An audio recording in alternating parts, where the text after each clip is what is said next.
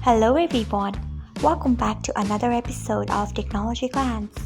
Today in this video, I am going to guide you through how you can turn off email notification of surveys on Spotify. So let's get started. Partially open Spotify app in your device, then tap on your profile icon. Next tap on settings and privacy. After that tap on notifications, then scroll until you find surveys. Next tap on it. After that, you can see the option of email.